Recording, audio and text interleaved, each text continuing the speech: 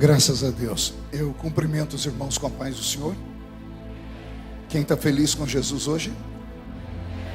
Então encontre uma pessoa bem bonita do seu lado e dê um sorriso para ela. Se não tiver ninguém bonito aí embaixo, é só olhar aqui para cima, tá bom? Mas é aqui para trás, ó, né? Pastor Zilmar, pastor Silas, pastor Niltinho, pastor Ezequiel Montanha, a esposa do pastor Nilton. Aqui estão as pessoas mais bonitas do estado de Santa Catarina. É uma alegria poder estar aqui nesta festa missionária. E que saudade de ver esse povo reunido. E finalmente podemos dar glória a Deus sem máscara no nosso rosto. Aquela mordaça no nosso rosto, aquela focinheira tem que ser aposentada em nome de Jesus, né? E hoje então os pentecostais estão livres para adorar, para pular, para gritar. Olha, são 2 anos no óleo. É para você sair daqui hoje pulando miúdo, porque a glória de Deus está sobre nós. Abra sua Bíblia comigo no livro do profeta Abacuque. Livro do profeta Abacuque, o capítulo é o de número 3.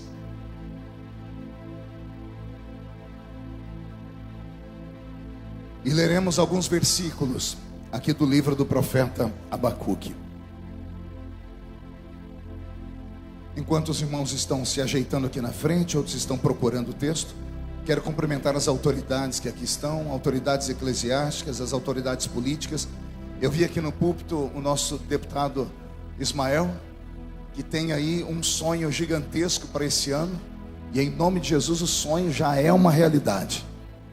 O estado de Santa Catarina precisa, e eu preciso do Senhor lá do meu lado. Não sei se Jesus vai me deixar voltar para lá, mas se eu voltar, o Senhor vai ser meu guarda-costa lá, né? Porque Ele é mais alto do que eu, pastor. Deus abençoe o Senhor no seu trabalho, tá bom? Parece que o Júnior, o vice-prefeito da cidade, está aqui também tem um sonho. E esse sonho há de ser concluído. Só depende dos catarinenses, tá bom? Porque se depender de oração, a oração já subiu. Deus abençoe muito. Livro do profeta Abacuque, capítulo de número 3. Quem encontrou, diga amém. Quem não encontrou, peça socorro. Tem gente que não achou ainda. Está na Bíblia, viu? Fica tranquilo. Que tem gente procurando na harpa, não encontrou na harpa, está na Bíblia. Os que estão sentados podem estar em pé em reverência à leitura. Eu sei que você fez uma manobra para sentar aqui na frente, já você vai ficar sentado.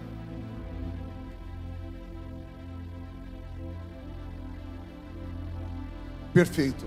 Parece que o diácono de Deus resolveu agir, que é a chuva. E os irmãos que estão aí fora, debaixo de chuva, parece que vocês está aberto o refeitório, né, pastor? Lá tem telão? Tem. Já vai providenciar um telão lá no refeitório. Dá para você correr ali para dentro da igreja. Se os irmãos chegarem um pouquinho mais para frente daqui a pouco, eu acho que dá até para vocês entrarem aqui dentro, tá bom? Só não chegue muito, senão você não senta, né? Porque depois para sentar vai ser uma luta. Livro do profeta Abacuque, capítulo de número 3, está escrito assim: oração do profeta Abacuque sobre Sigionote. Ouvi, Senhor, a tua palavra e temi. Aviva, ó Senhor, a tua obra no meio dos anos. No meio dos anos a notifica, e na ira lembra-te da misericórdia. Amém, igreja? Como o texto é curto, eu vou ler mais uma vez para a palavra criar raiz no nosso coração.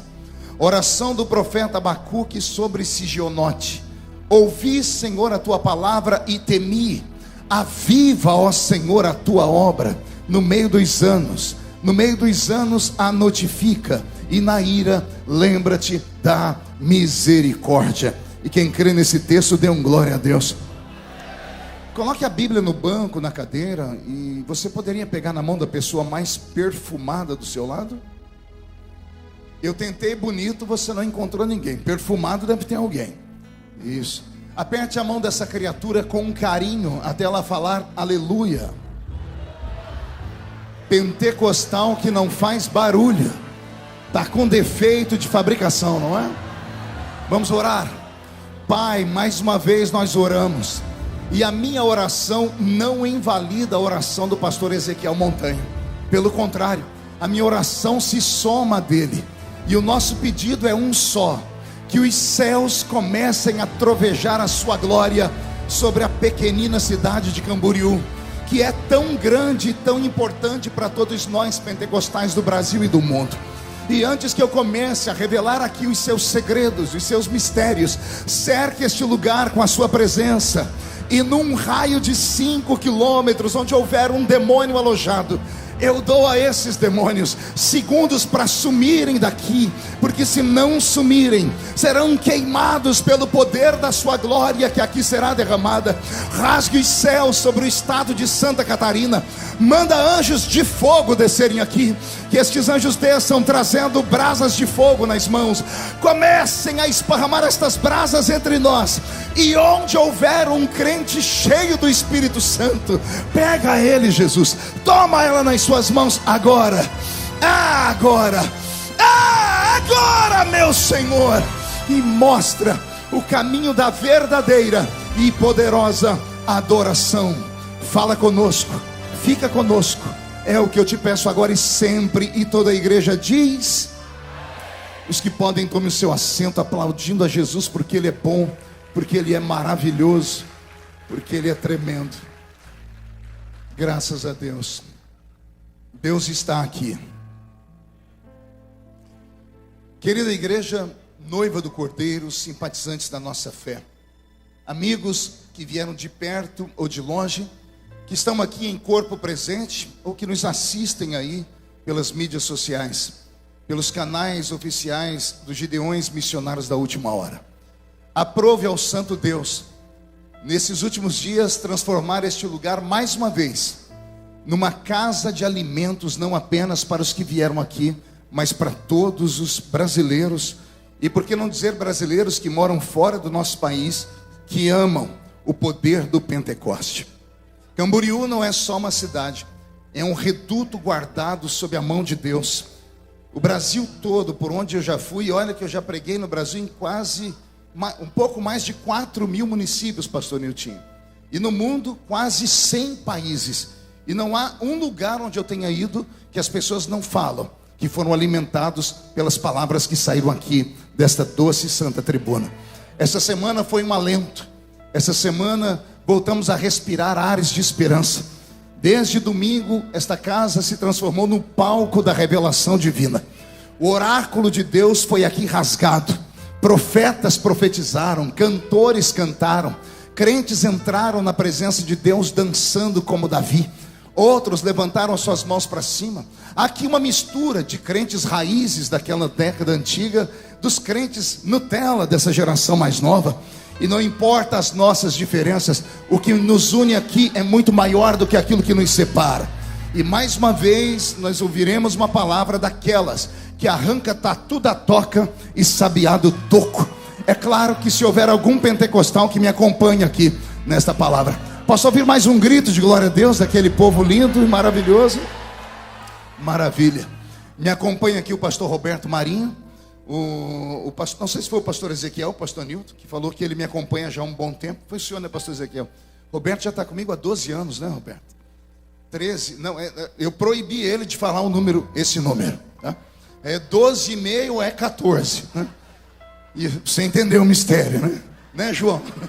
Então, 12 anos e meio ou 14. Retroceder nunca, render-se jamais. Ah, meu Deus, esse povo é tudo doido, né? E o Roberto, eu tirei ele lá dos Estados Unidos. Ele trabalhava com o pastor Benny Hinn, pastor Silas.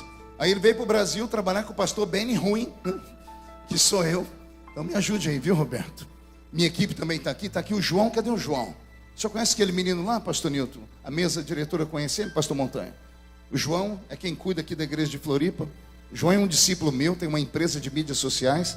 Eu estou aí dando cursos de teologia para todo o Brasil, e ele que cuida de tudo isso, é daqui. Não por muito tempo, eu vou sequestrar ele daqui e levar ele lá para São Paulo, tá bom, João? Deus abençoe sua vida. Queridos, vamos ao que nos interessa. Eu não sei se a mensagem dessa noite vai te agradar, se você vai gostar dela. Já tem muito tempo que eu deixei de ficar imaginando como seria a noite. Quando eu era mais menino, quando eu era um jovenzinho ainda, quando eu não tinha barba branca, porque eu frequento esse púlpito aqui, se não me falha a memória, há 22 anos. Eu acho que sou o pregador mais longevo aqui. Já me chamam de vovô dos pregadores, pastor Niltinho. Então, depois de 22 anos pregando na mesma festa, você para de ficar imaginando o que o povo quer ouvir. Você passa a se preocupar com aquilo que o povo quer ou que o povo precisa e vai ouvir. Então eu não vim aqui nessa noite ser um pregador, eu vim ser um profeta sobre a sua vida. E eu espero que essas profecias daqui, as quais eu vou liberar sobre a sua vida, encontrem um espaçozinho no seu coração e na sua mente. Abrir a Bíblia Sagrada no livro do profeta Abacuque é quase que uma tortura para os crentes, porque o livro é tão pequeno que ninguém encontra. Eu estava pregando na minha igreja, lá onde eu pastorei um dia desse, e a minha sogra estava no culto, e eu falei, vamos abrir a Bíblia no livro do profeta Ageu. E eu fiquei olhando para ela. Ela começou em Gênesis, foi até o Apocalipse e deu meia volta. Ela botou a Bíblia num canto e pegou a harpa assembleiana daquelas. E eu li nos lábios dela, você é louco, não tem na Bíblia. Eu disse, tem, o livro é pequenino, só tem que ter paciência para encontrar. O livro do profeta Abacuque é pequenino assim também, a gente quase não enxerga ele. Em algumas Bíblias, cuja letra é bem pequenininha, só tem uma folha. Então olha aqui um recado para você que quer ser chamado de intelectual. Chega na escola, no meio do trabalho, diga assim, essa semana eu li um livro inteiro. E as pessoas vão ficar de queixo caído, porque brasileiro não gosta de ler. Só não diga que foi o livro do profeta Abacuque, senão vão te dar um cascudo na cabeça. Porque você lê ele em menos de 10 minutos. A Bíblia Sagrada é esse livro lindo. A palavra Bíblia vem do grego biblos, que significa biblioteca, um ajuntamento de livros. A nossa Bíblia protestante tem 66 livros. 39 livros estão no Velho Testamento. 27 livros estão no Novo Testamento. Esses livros estão separados um do outro, alguns deles quase 2000 anos. Imagine que tudo que nós temos aqui hoje na nossa mão levou 1600 anos para ser escrito. Ou seja, o primeiro escritor da Bíblia jamais imaginou sonhar em conhecer o último da Bíblia. Mas quando você começa a ler a Bíblia pelo Espírito, você começa a sentir alegre. Parece que o escritor do Gênesis sentou para tomar um café com o escritor do Apocalipse. Embora eles estejam distantes 2000 anos quase, o que um começou, o outro terminou. Não é que o livro do Gênesis começa com um casamento entre Adão e Eva, e o livro do Apocalipse termina com um casamento entre Jesus Cristo e esta noiva linda que está me ouvindo pregar aqui nesta noite. Ou seja, há uma comunhão entre os escritores da Bíblia. Quantas e quantas vezes eu li esse livro e por ele me apaixonei. Esse livro mudou a vida de um menino que era cortador de cana de açúcar, que era apanhador de laranja, algodão, café, que nasceu em uma família extremamente pobre, pobreza abaixo da linha normal da existência, uma vida quase que indigna. Morávamos em 12 pessoas dentro de 2 cômodos. E quando eu encontrei nesse livro palavras de fé, que diziam o que eu era, coisa que ninguém nunca havia me dito, porque quando eu andava pelas ruas, os apelidos que eu tinha era trombadinha, filho de mãe solteira, menino pobre da Vila Tatu, menino que não tomava banho direito, menino macuquento e coisas assim. Mas quando eu entrei dentro de uma igrejinha pequena, mas viva, barulhenta, cheio daqueles crentes que quando deixavam Deus tomar eles, o pé deles permanecia na terra, mas a cabeça deles estava dentro da eternidade. Quantas profecias eu não ouvi daqueles velhos profetas que só tinham 2 dentes na boca, o zagueiro e o atacante. Não sabiam falar direito, erravam toda a língua portuguesa, mas quando falavam, eu não entendia aqui, mas eu sentia cada palavra aqui, e eu me agarrei a estas palavras, palavras do tipo misteriosas. Eu me lembro de um dizendo assim: eis que eu te vejo em um pássaro de aço, voando para cá e para lá. Eu nem sabia o que era um pássaro de aço, porque eu me converti com 13 para 14 anos no meio do mato. Aí um irmão traduziu para mim: é o avião. E eu fiquei com o olho espagalhado, esbugalhado, olhando para o céu. Quando passou o primeiro avião, eu dei um grito: eita, que um dia eu vou estar aí dentro. E os meninos que estavam do meu lado tiveram uma crise de riso. Eu falei: vocês estão rindo por quê? Ele disse: olha onde você mora, na Vila Tatu, filho de uma mãe solteira. A sua mãe não sabe ler nem escrever, é uma lavadeira. E você um dia quer voar lá em cima? Eu disse: vou voar, porque a nova religião que eu tô, tem uns homens e umas mulheres lá que são profeta, e eles falaram que eu vou, e se falaram é porque eu vou. Vou e ponto final. Hoje, com 49 anos, sei que estou com cara de 60 e o corpinho de 70. Eu enjoei de avião. Para eu ir em Goiânia essa semana, o Roberto teve quase que fazer uma obra de boa cumba, porque crente não faz macumba. Para eu entrar dentro do avião, um avião pequenino, eu falei, não entro dentro dessa lata aí de jeito nenhum. Mas não tinha outro jeito, era entrar ou não ir pregar. Olha como Deus faz. Este Deus nunca mudou. E a presença dele está aqui nessa noite. Ele é o Deus das coisas pequenas. Assim como pequeno é o livro do profeta Abacuque.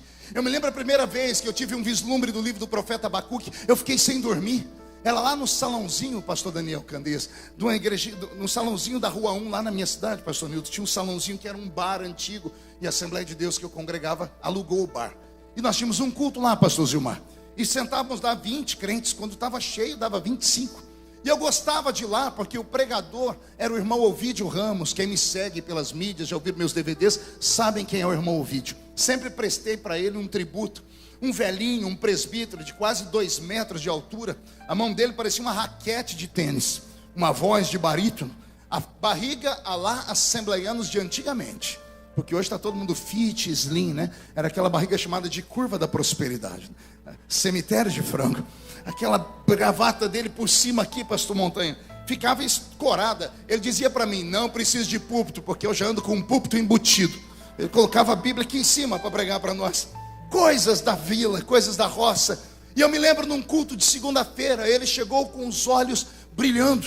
Ele que tinha a mão dele toda cheia de calos de trabalhar na roça. Ele agarrou aquela bíbliazinha toda rota e disse, Deus falou comigo hoje de tarde, que ele vai levantar alguém aqui no nosso meio. E esse alguém vai ter a mesma graça do profeta Albuquerque. Quando ele falou Albuquerque, uma irmã perguntou, que pastor é esse? De onde que ele é? Um diz, deve ser americano, salãozinho pequeno, todo mundo escuta. O outro falou, não, deve ser com esse nome, é europeu. Aí o irmão Ovídio riu com aquela boca dele simples, assim, não gente, vocês não estão lendo a Bíblia. O Albuquerque é o da Bíblia. Alguém disse, mas não tem Albuquerque na Bíblia, Ovídio. Ele se ajeitou e disse, tem sim. O Albuquerque falou assim, aviva Senhor a tua obra. Aviva a tua obra no meio dos anos. No meio dos anos, notifica. E na ira, lembra-te da misericórdia. Quando ele recitou esse versículo, caiu sobre mim uma graça, um fogo, uma unção, uma presença. O meu corpo de menino se arrepiou, os meus olhos ficaram lacrimejando. E eu comecei a entender que o nosso Deus era real. Não era apenas um Deus das Escrituras, era um Deus presente. Foi aí que eu comecei a amar esse livro e a estudar esse livro. Mas tudo começou com o velho profeta Abacuque. O tempo foi passando e eu comecei a estudar. O dia que eu descobri as profundidades do livro de Abacuque, eu confesso aos irmãos, eu chorei muito. Pense num profeta que por Deus foi livre de mortes. Digo isso porque o Velho Testamento e até mesmo os profetas do início do Novo Testamento, todos eles foram sacrificados. Todos eles morreram no calvário do martírio. Isaías cerrado pelo meio. Jeremias morreu de tuberculose, trancado na masmorra de um palácio de um rei, porque foi acusado de ser falso profeta. E tudo isso porque profetizou 40 anos e em vida nunca viu nenhuma de suas profecias se cumprirem. Aí o político da época, com homem completamente avesso a Deus, julgou e condenou o profeta Jeremias, chamando ele de falso profeta. Faltar-me tempo aqui para contar a história dos outros profetas. Só vou lembrar um do Novo Testamento, João Batista, que morreu com a sua cabeça arrancada e colocada em uma bandeja de prata. Assim terminavam os profetas. Abacuque recebeu uma bênção de Deus. Não sei se era pelo coração dele, não sei dizer se é porque Deus o escondeu. Eu sei que o profeta Abacuque não morreu martirizado. Deus deu a ele longevidade. E a longevidade de Abacuque deu a ele a graça de profetizar por dezenas de anos, décadas a fio. É bem verdade que no seu tempo Israel, a quem ele profetizou, também não o ouviu. Aquele Israel do Velho Testamento, Israel, não era apenas uma nação, era o retrato de uma igreja. O Velho Testamento todo é escrito em torno da vida de uma igreja. A igreja do Velho Testamento. Eu sei que alguns teólogos que estão me assistindo agora vão dizer, não pastor, igreja é um termo grego. E a palavra grega é com a qual foi escrito o Novo Testamento. O Velho Testamento todo é escrito em hebraico, em aramaico, até algumas línguas extintas. Então não havia igreja no Velho Testamento, pois eu afirmo, havia uma igreja no Velho Testamento. Esta igreja era a nação de Israel. Ora, se a palavra igreja, que vem de um verbo grego, eclésia ou eclesia, que significa chamados para fora. Diga comigo, chamados para fora. 1, 2, 3. Isso é o que significa a palavra igreja. Eu posso afirmar categoricamente que no Velho Testamento tinha uma igreja também. Porque esta igreja vai nascer com Abrão, aquele a quem Deus trocou o nome e colocou o nome dele de Abraão. Nasceu no dia em que Deus foi à tenda dele e disse: Abraão, sai para fora, sai da sua tenda e sai para uma terra que eu ainda vou te mostrar. Se o termo no Novo Testamento é chamados para fora, e no Velho Testamento Deus usa Abraão para ser o pai da igreja, chamando ele de sai para fora, eu posso acreditar que havia sim uma igreja no Velho Testamento. E me dá dores, pastor Roberto Marinho, falar da igreja do Velho Testamento. Uma igreja que faliu, uma igreja que fracassou, uma igreja que afundou, uma igreja que naufragou. E ao naufragar, ao invés de sobreviver se atracando a pedaços de madeira, a pedaços de profecias, a pedaços de palavras de fé, simplesmente deixaram ser sugados para o fundo do mar por falta de esperança.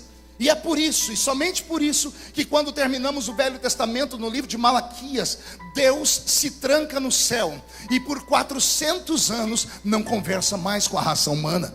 Se você não sabia, aprenda. Temos 2 testamentos por isso. No Primeiro Testamento, no Velho Testamento, na Primeira Aliança, no Antigo Pacto, Deus tentou de tudo. Mas todos os homens com quem Deus fez um pacto, estes homens quebraram o pacto.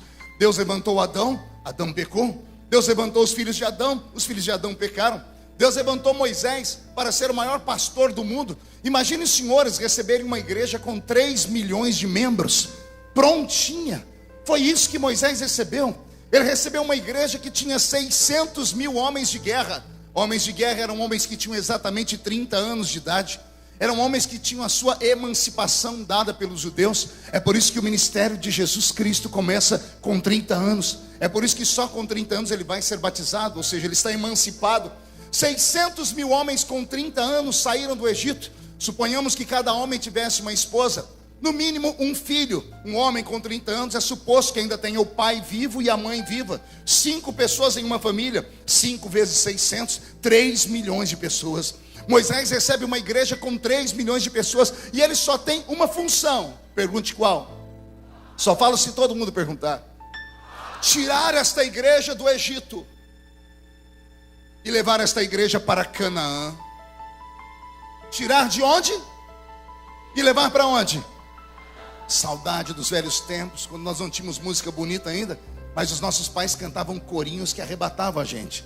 Tinha um que era assim, ó: caminhando eu vou para Canaã, caminhando eu vou para Canaã, caminhando eu vou para Canaã, glória a Deus, para Canaã. O que é que os nossos pais cantavam? Eles mostravam para nós a metáfora do Velho Testamento. Eles mostravam para nós uma história que aconteceu e poderia voltar a acontecer. Quem acompanha políticos deve de algum dia ter ouvido algum político recitar de cor durante a sua fala um texto que nós usamos muito: quem não conhece o passado está fadado a repeti-lo. Quem não conhece a história está fadado a caminhar pelo mesmo caminho e errar de novo. Os nossos velhos pais, que não tinham a cultura que temos, cantavam esses corinhos para nós nos lembrarmos que a igreja do Novo Testamento nada mais é do que uma sombra daquilo que a do Velho Testamento foi. É o reflexo dela. E assim os pastores modernos têm a mesma função de Moisés: tirar o povo do Egito e levar o povo para Canaã. Só que o pastor Moisés, que recebeu esse rebanho tão grande, começou o ministério dele esquisito. Ele começou matando um homem, enterrando na areia. E a Bíblia Sagrada, na boca do nosso sumo pastor, que é Jesus, vai dizer: o bom pastor não mata, ele dá a vida pelas ovelhas. Deus levantou um pastor gigante, o diabo foi e catou ele. Deus levantou o pai da fé, Abraão. E não é que um dia Abraão contou uma mentira que quase destruiu a sua família toda? No Novo Testamento, o nosso sumo pastor vai dizer que quem mente é filho do diabo. Deus levantou Davi para ser um homem segundo o seu coração, e o homem segundo o seu coração adultera e manda matar o marido da mulher.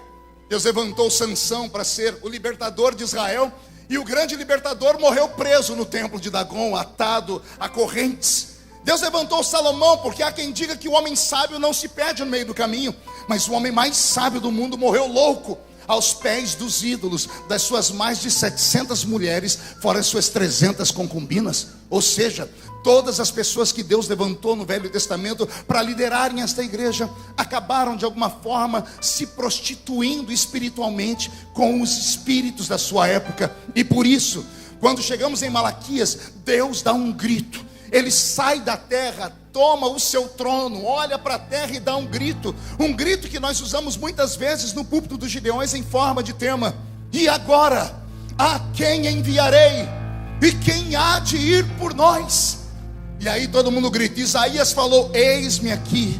Não era Isaías. Isaías estava vendo o céu, e ele só repetia o que ele ouvia. Deus disse, eu fui, não me aceitaram. E agora, a quem enviarei? Aí do lado de Deus Pai está o Filho, e é o Filho que grita, eis-me aqui. Envia-me a mim para aquele lugar. É isso que é o Velho Testamento. Ora, o que me deixa mais assustado é que o pastor Moisés conseguiu sair do Egito, mas não deu conta de chegar em Canaã. E não foi só ele. Quem não deu conta de chegar em Canaã foi a sua igreja, que saíram com 3 milhões de almas, e só 2 entraram lá dentro daquele lugar, Josué e Calebe. Todas as demais foram mortas pelo próprio Deus naquele deserto, tudo por causa de um pecado. Não foram 2 nem 10, foi só por causa de um pecado. Pergunte qual? Pecado pior do que adultério, pecado pior do que assassinato, porque para todos os pecados há uma desculpa. O que adultera dizendo assim, foi incompatibilidade de gênero, eu fui traído, então deu troco. Há uma desculpa. O que mata diz assim, eu matei em legítima defesa, há uma desculpa. O que rouba diz, eu roubei para dar comida para o meu filho, há uma desculpa.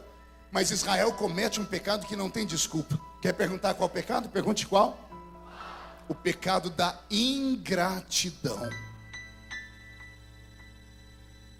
Não existe um pecado pior do que esse, porque o ingrato não tem desculpa. Você pega ele na sarjeta, coloca dentro da sua casa, você tira da boca dos filhos e dá para ele. Você tira do seu próprio corpo e dá para ele. Você dá dignidade à pessoa, você dá para ela uma nova história de vida. E aí quando a pessoa está bem, você vira as costas e ela crava um punhal nas suas costas. Esse é o pecado de ingratidão. Esse é o pecado de Israel. Pastor, não vejo Israel cometendo esse pecado. Sua mente não deve estar boa, vou rememorar ela. Imagine você atravessando o Mar Vermelho agora, no meio daquele povo. 2 paredes de água, não tem barro no chão, porque o seu Deus cuida dos mínimos detalhes. Ele não quer que você arraste para Canaã nem a terra. Passaram a pés enxutos. Quando você chega do outro lado, Deus diz, não caminhe, olhe para trás. Você olha para trás e pergunta por quê? E Deus diz, contempla o seu inimigo pela última vez, porque depois de hoje Faraó não te perseguirá mais. O milagre foi tão grande, porque pela primeira vez na história o Mar Vermelho ficou vermelho de verdade. Porque quando as águas se fecharam, as entranhas dos soldados e dos cavalos foram abertas pela pressão da água. As vísceras e os milhares de litros de sangue banharam o Mar Vermelho, que ficou vermelho de fato pela primeira vez. Quando se vê um milagre de verdade como esse, a gente não pula e não grita, viu? Não, pastor, na minha igreja, quando alguém conta que Jesus curou de dor de dente, nós vamos até a madrugada em vigília. É porque a nossa geração é fraca e não conhece milagre de verdade. A gente vê algumas coisas que são sombras de um milagre. Mas quem aqui já viu milagre de verdade, sabe que quando você vê um milagre, a sua vontade é morrer. Porque você vê que o véu que separa esse mundo físico do mundo invisível foi rasgado. E entra uma presença que você não sabe dizer o que é, que ela rouba o seu oxigênio. Eu me lembro de um milagre violento que eu vi no continente africano, quando as irmãs do ciclo de oração de uma igreja ficaram de pé para dançar, porque elas não tinham instrumentos. Então os instrumentos eram bater o pé no chão e as mãos. Na medida que batiam o pé na mão, a mão na mão e o pé no chão, subia uma poeira e descia uma glória que eu nunca tinha visto na vida. E eu escutei do lado do púlpito um homem que estava sentado como vocês, mas não com pernas perfeitas como de vocês, perna toda torta. Ele gritando num português lusitano, dizendo: quisera eu, Pai do céu, ter pernas para pular e dançar também. E de repente nós escutamos um barulho, parecia um trovão, ninguém sabia de onde veio.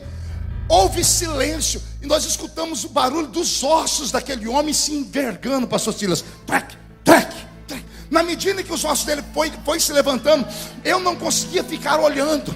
Parece que o lugar que estava escuro foi tomado por uma luz. Perdemos o fôlego naquele dia. Eu não conseguia pregar, porque um milagre de verdade aconteceu.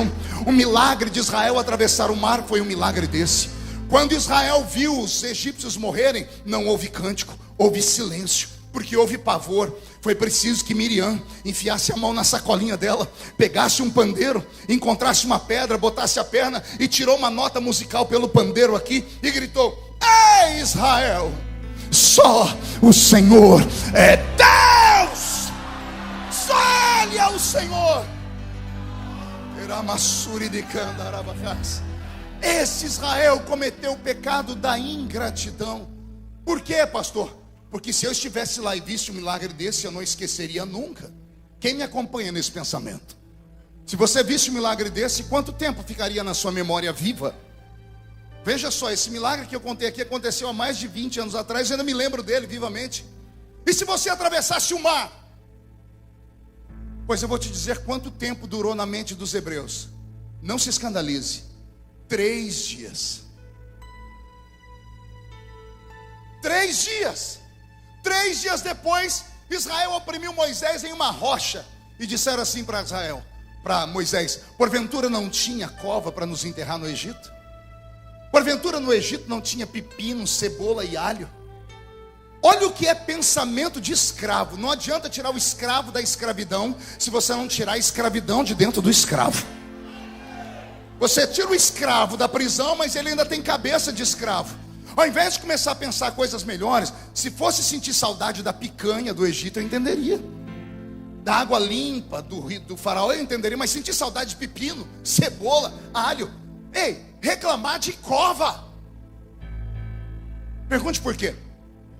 Porque quando escravos se reuniam, só falavam dos sonhos deles. E como eles estavam escravizados há mais de 11 gerações, 430 anos, ou melhor, quase 11 gerações, porque uma geração é 40 anos na Bíblia, 430 anos, quase 11 gerações, depois de estar escravizado, o pai foi escravo, o avô foi escravo, o bisavô, o tatataravô, até chegar 11 gerações atrás, todo escravo que nascia, já nascia sonhando: meu sonho é ser enterrado numa cova. 7 palmas, não quero ser jogado em qualquer lugar, eu quero um enterro. Foi isso que eles reclamaram com Moisés. Não tinha cova para nos enterrar lá.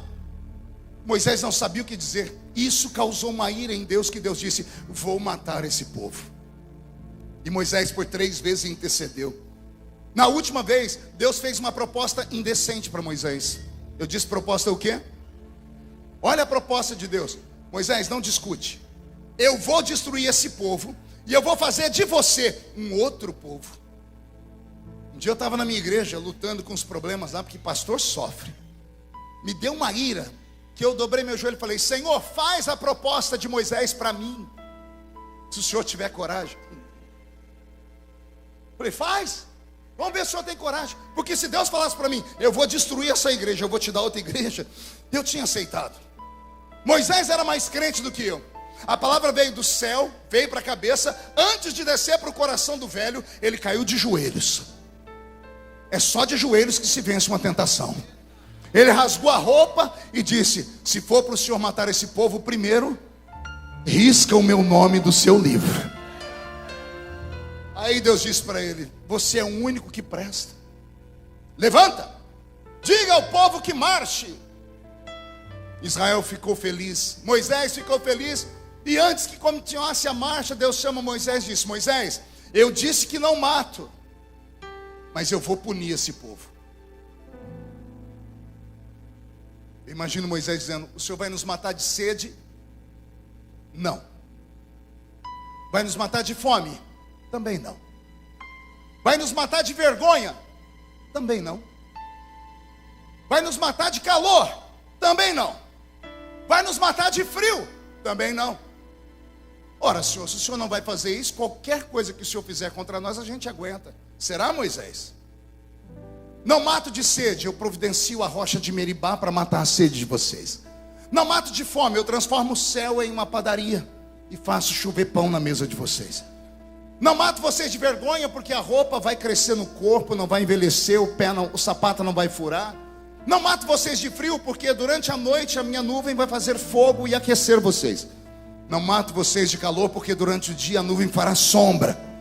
Senhor, então o deserto para nós será um passeio. Sim, Moisés, só tem um problema. Qual, Senhor? Na minha terra ninguém entra.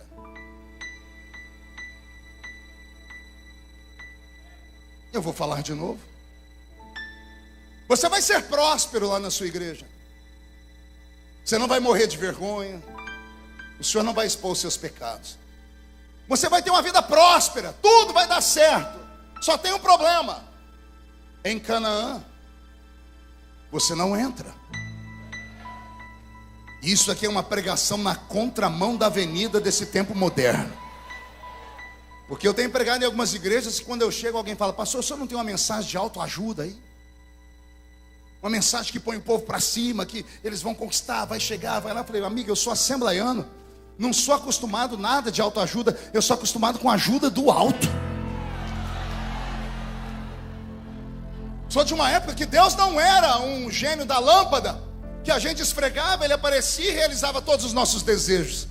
Sou de uma época em que os nossos pais diziam assim: não fique pedindo muito, porque você já ganhou mais do que você merecia. Você não tem que servir a Deus por aquilo que Ele tem para te dar, sirva por aquilo que Ele já te deu. E a gente perguntava: e o que foi que Ele me deu? E o pastor dizia: perdoou os seus pecados, escreveu o seu nome no livro da vida, afinou o seu ouvido, e se a trombeta do arrebatamento tocar agora, nada te segura nessa terra.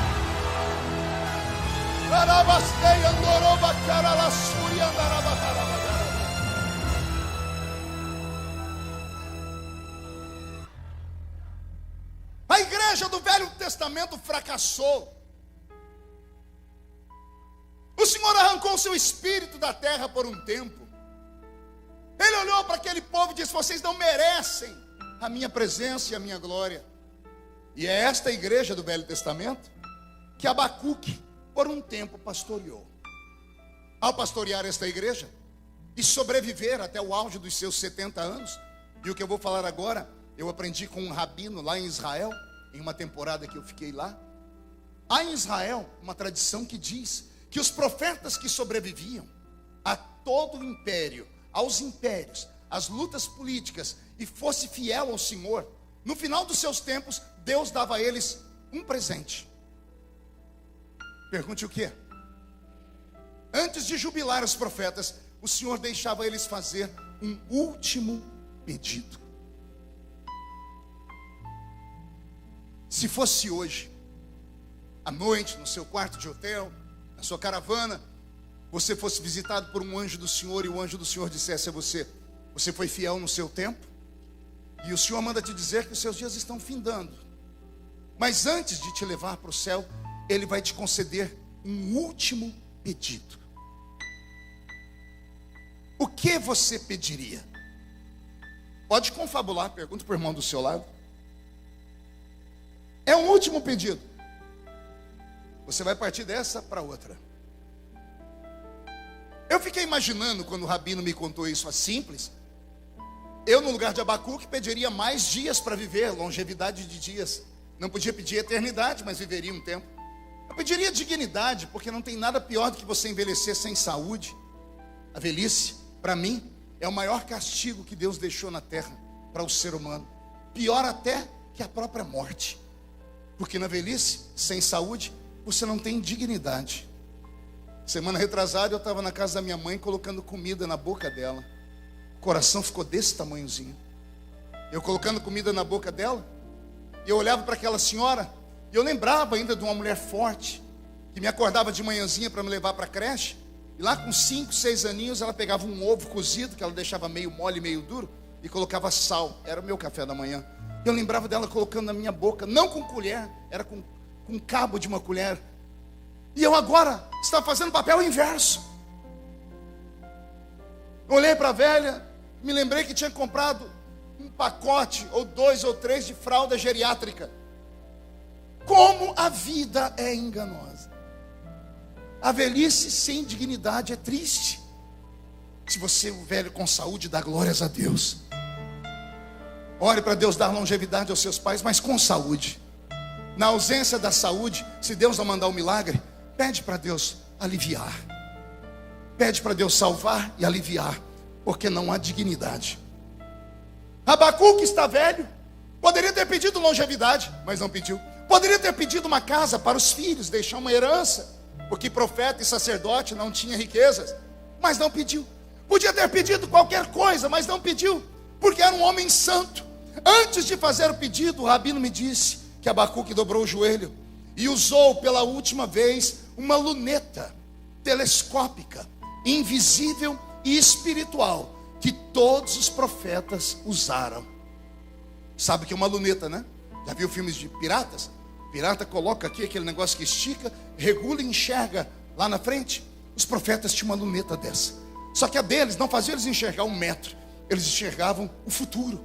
Abacuque usou a luneta e enxergou Jesus antes de nascer, 700 anos antes. Pense num foco de uma lente. 700 anos no futuro, ele gritou assim: eis que uma virgem conceberá e dará à luz a um filho. Estou olhando aqui, colocaram, calma aí, estou vendo o nome dele. Colocaram o nome dele de Emanuel, que significa Deus conosco. Ele disse: só um minutinho, eu estou vendo, vixe, eu estou vendo ele crescer, estou vendo ele morrer. E ele morrendo, ele está assim. Não havia nele beleza nenhuma para que nós o desejássemos.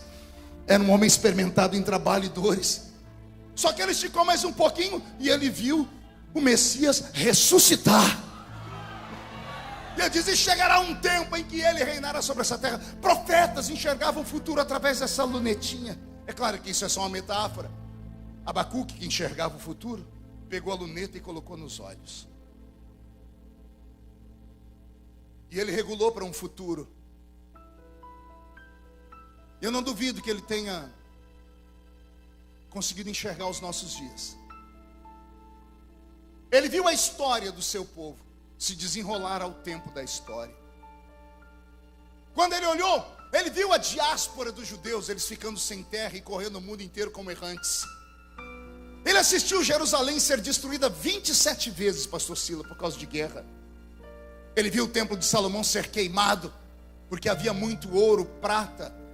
Por isso que eles queimaram Jerusalém. Salomão enfeitou Jerusalém com ouro. Havia uma estrada de uma das portas proféticas, que era a entrada do rei, que ela ia direto para o santuário, para o templo de Salomão. Era pavimentada em ouro. Quando entraram os governantes mundanos lá, queimaram a cidade para derreter o ouro e arrancaram o ouro dali. Milhares de anos mais tarde, aquela porta se abre e um descendente de Davi vai entrar.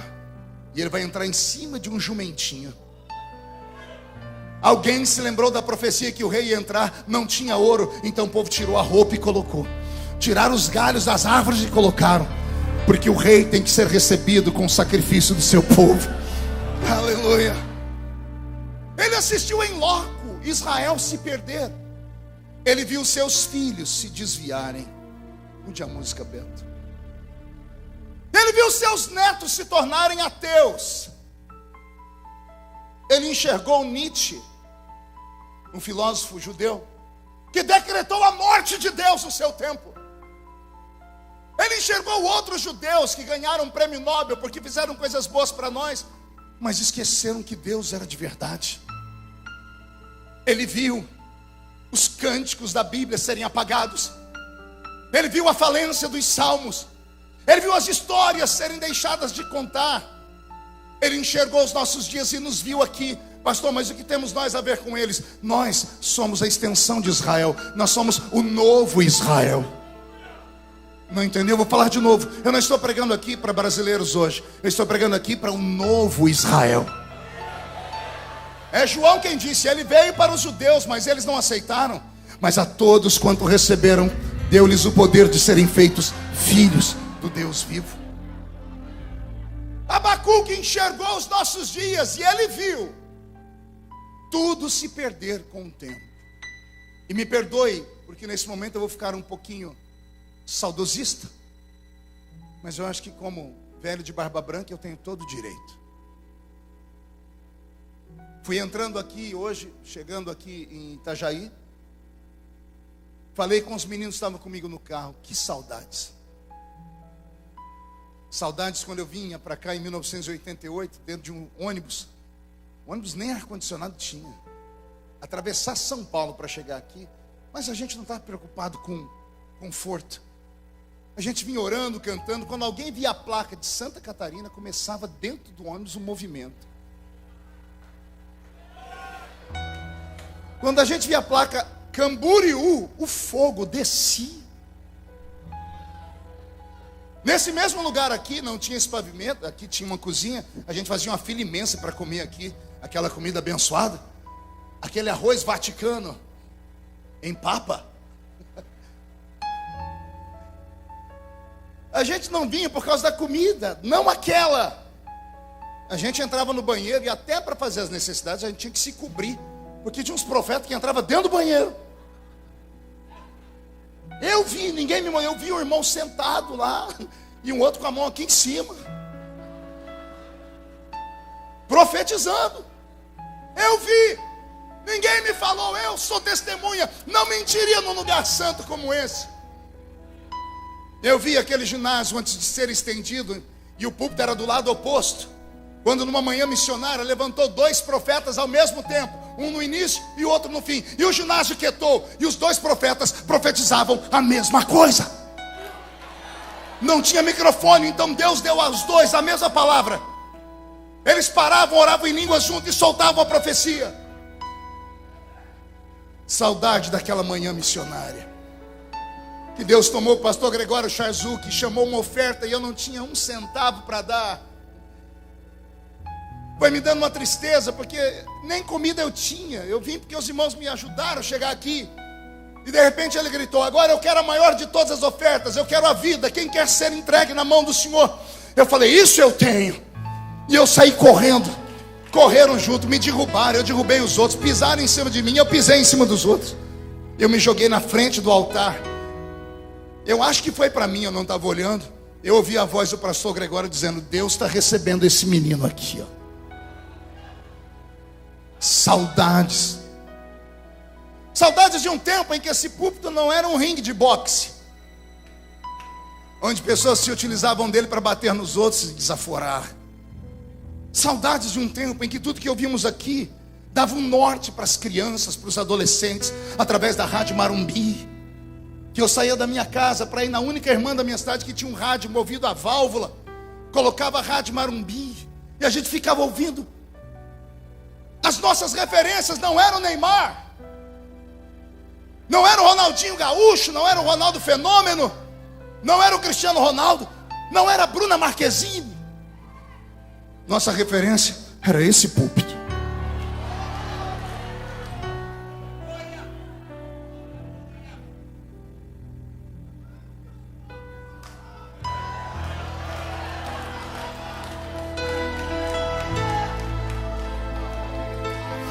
Saudade das lágrimas do velho pastor Cisina, que plantou dentro de nós a paixão pela África, a paixão pelo Amazonas, a paixão pelos esses países do mundo. Não havia obstáculos, não havia falta de fé, a gente não se preocupava, a gente sabia que o que era falado ia acontecer. Essa tarde eu falei: Senhor, renova os nossos dias como dantes. Que caia sobre todos os gideonitas nessa noite uma nova história. Que esses 2 anos de pandemia tenha sido um puxão de orelha em todos nós. Que Deus tenha tratado com os itinerantes, os cantores desta pandemia. Que Deus tenha tratado com aqueles que simplesmente ignoravam esse congresso. Fez falta, o congresso está voltando na força de uma glória, de uma unção, de uma graça. Eu quero profetizar que quando esta festa terminar, a sua vida não será mais a mesma, os seus sonhos serão renovados. Jesus vai batizar com o Espírito Santo novamente. Se alguém acredita nisso agora, grita, mas grita com vontade.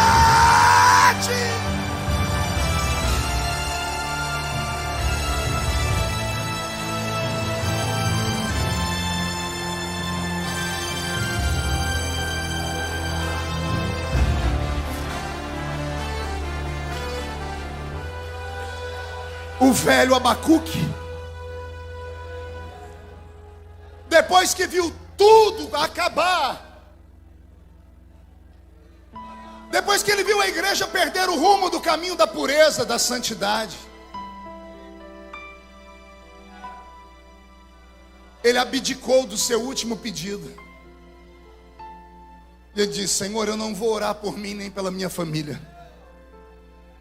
eu vou orar pelos meus netos, eu vou orar pelos meus bisnetos, eu vou orar pelo Israel que ficará errante, eu vou orar até que em 1940, de um tempo futuro, Israel recorra de novo à ONU e a ONU dê para ele a sua terra. E Senhor, eu estou enxergando aqui um brasileiro ajudando a assinar o papel, o Oswaldo Aranha. Estou enxergando algo, ainda há esperança. Eu quero acreditar que Abacuque, depois de ter visto tudo isso, ele encheu o pulmão de ar e disse: Senhor, aviva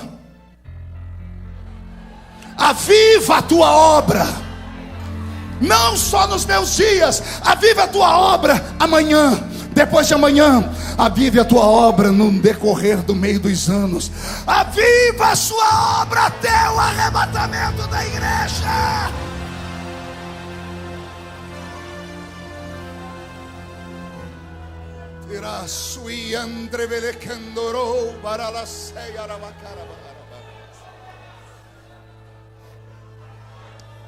Beto, mude a música.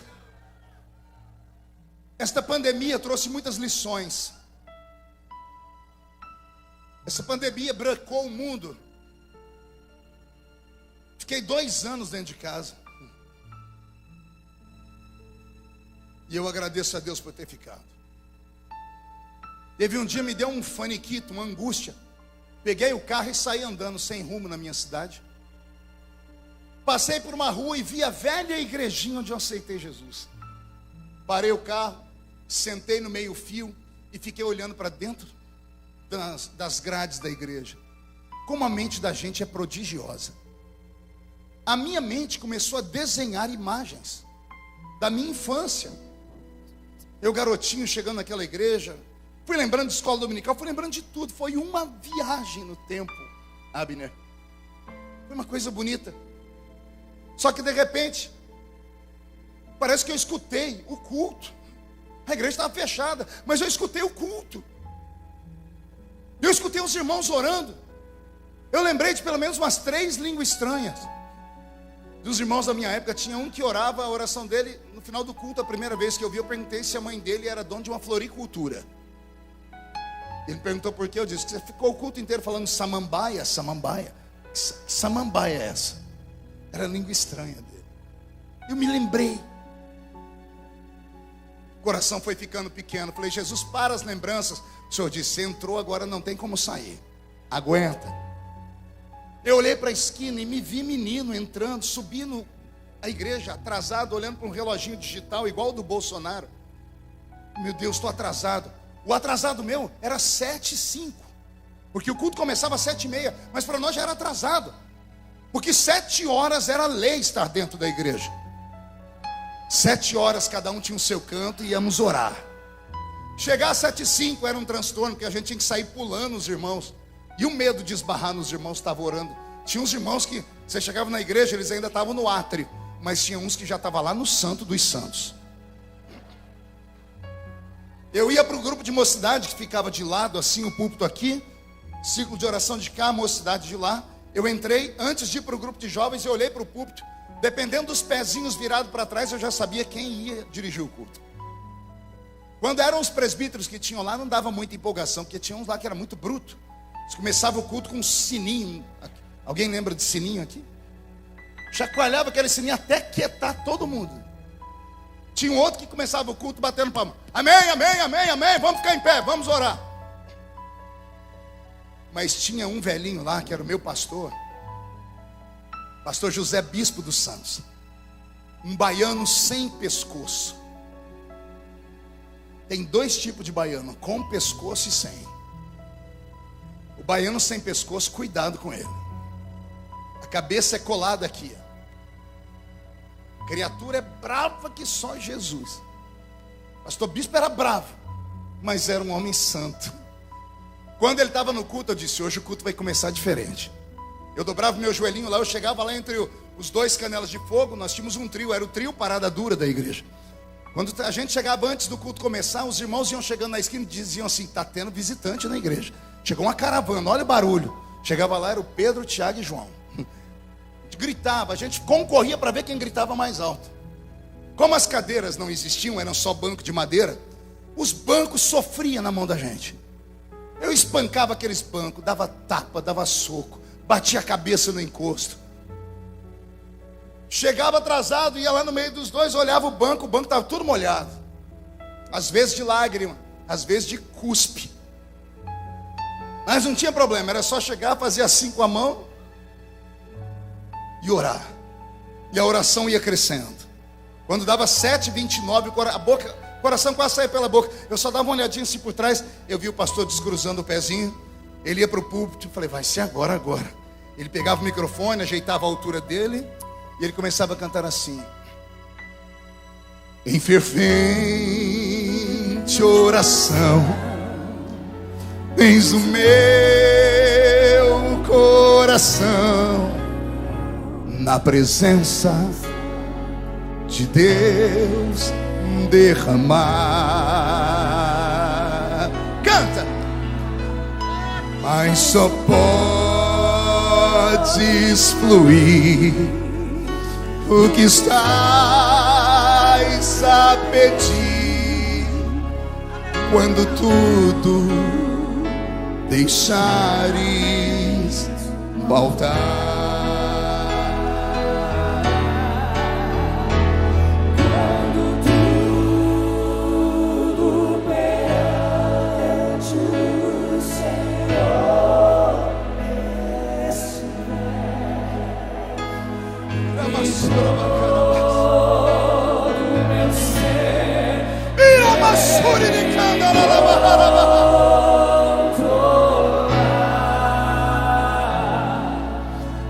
Só então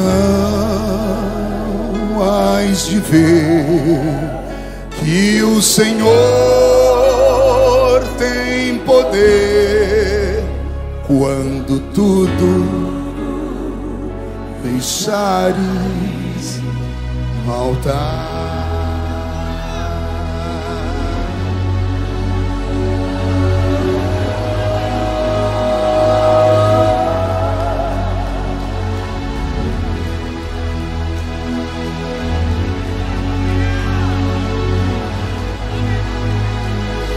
Aviva a sua obra, Senhor.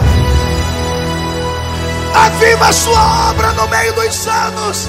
No meio dos anos, notifica. E na ira, lembra-te da misericórdia. Você consegue levantar a mão direita para o céu? Consegue colocar no ombro de alguém do seu lado? Consegue sacudir a pessoa? Faz isso aí fora, faz isso aí dentro da igreja, faz isso aqui em cima. Sacode a pessoa, diga para ela: Deus te trouxe aqui. E diga-te bem alto: Deus te trouxe aqui para isso. Sacode, sacode, sacode. Para isso. Deus te trouxe aqui para sacudir as suas memórias, para sacudir o seu ministério, para sacudir a sua igreja, a sua caravana, para sacudir a sua existência. Deus te trouxe aqui para sacudir você, Gideonita.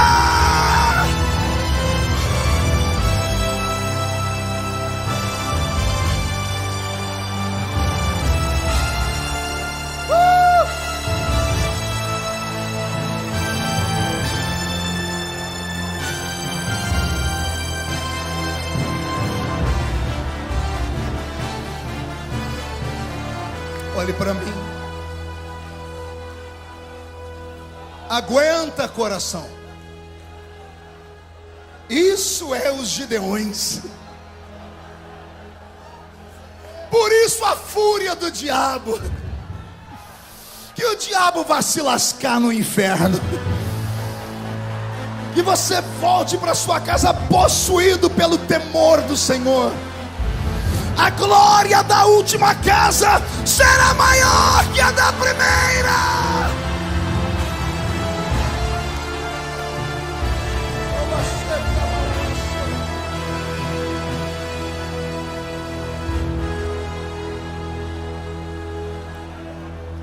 Abacuque. Sente só mais um pouquinho.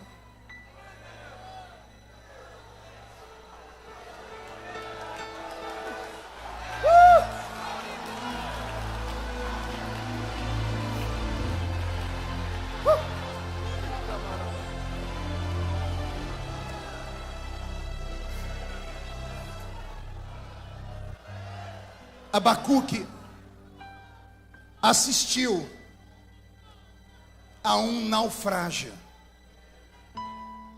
Diga comigo, naufrágio. O que é um naufrágio, pastor? É quando uma embarcação vai a pique.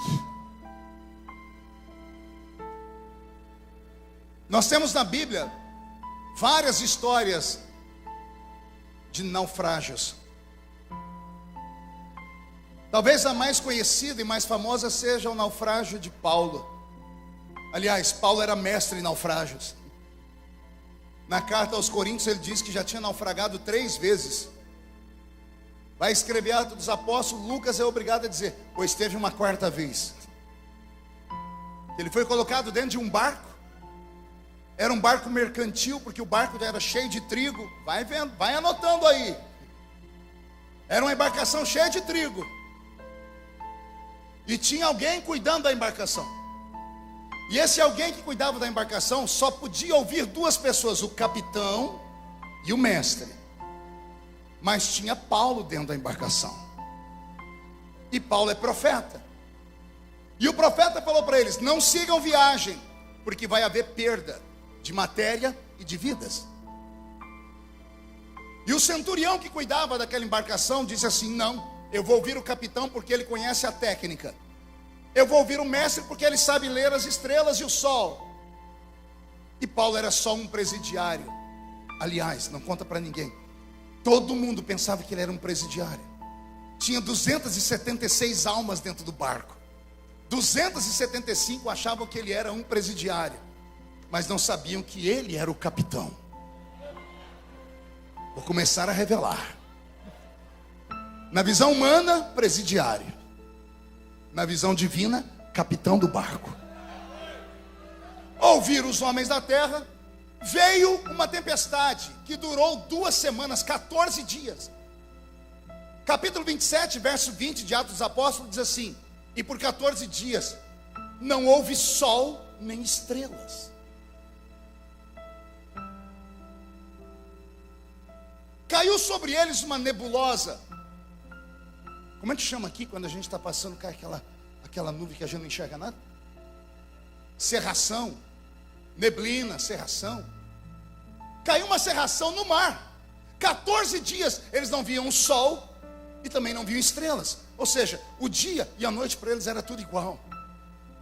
Os homens que estavam dentro do barco, por serem gregos, e o barco era ungido para 2 filhos de Zeus, começaram a fazer suas orações, começaram até a jejuar. Jejuaram tanto que um dia Paulo levantou e disse: gente, o jejum de vocês não está prestando, porque é para a pessoa errada. Posso dar um conselho? E ele dá um grito: eu avisei, eu falei que o barco ia a pique. É a função do profeta. Ninguém gosta de profeta por causa disso.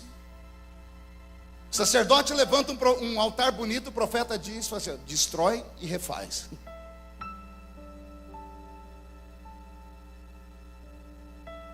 Eu avisei, ninguém quis me ouvir. Mas há uma esperança, senhores. Na noite passada, um anjo de Deus me visitou.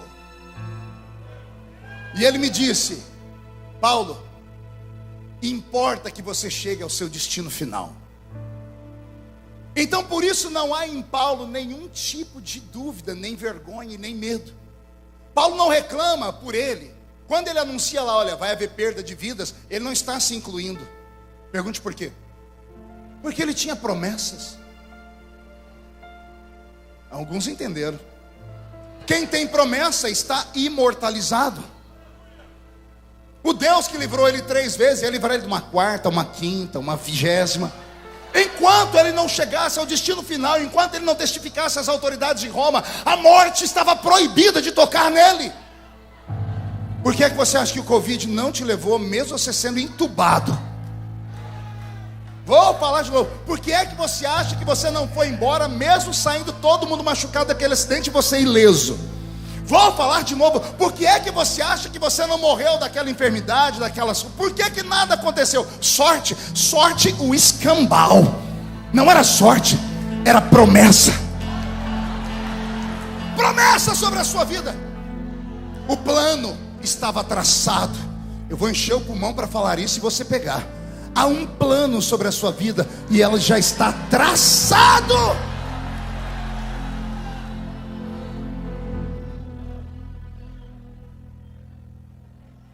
E Paulo disse mais: e o Senhor me disse através do anjo que quem ficar comigo não morre. Não falei que o prisioneiro vai virar capitão? Se ficar do lado do capitão e do mestre ali, morre. Mas se ficar do lado do profeta, vive. Eu quero saber se alguém fica do meu lado aqui nessa noite. Do lado do profeta, mesmo sendo coisas loucas. Então, como profeta, eu vou te dizer: estamos naufragando. Mas o naufrágio não é o final. Por que não, pastor? Porque quando naufragar de tudo, ou você vai aprender a nadar. Se você não souber nadar, você vai procurar um pedaço de madeira. E se não achar um pedaço de madeira, Deus vai colocar outra coisa lá. O negócio é que você vai sair vivo e vai lá para a beira da praia. Nesse naufrágio coletivo da igreja evangélica brasileira e mundial, foi feito um censo agora. 30% dos crentes não voltaram para a igreja após a pandemia. E alguém diz que a pandemia desviou os crentes. Mentira. A pandemia só revelou os desviados. Foi isso que aconteceu. Deus começou a filtrar. Ora, como é que você acha que os anjos vão fazer a colheita final? O joio tem que ser tirado do meio do trigo. Você não deu conta. Aí vem Deus com a pandemia, Ele dá conta. Por que você está sentindo um ambiente livre aqui? Por que você está sentindo o céu baixinho? Estamos aqui, aqueles que o Senhor Deus escolheu para ficarem nesses dias finais. Então, diga para o seu irmão: estamos naufragando, mas tenha bom ânimo. Olhe para mim, por favor. Em nome de Jesus, eu vou ajoelhar para pedir. Em nome de Jesus, não faz igual o Leonardo DiCaprio no filme do Titanic. Faz não. Faz não. E pastor, aqui é a Assembleia de Deus, ninguém viu o Titanic. Quem assistiu o Titanic? O povo todo viu. Ainda mais porque contaram que no final cantaram um hino da harpa lá, né?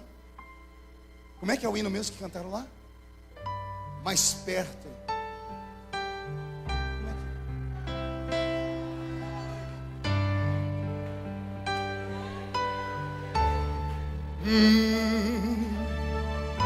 Ainda que seja dor que me una a ti.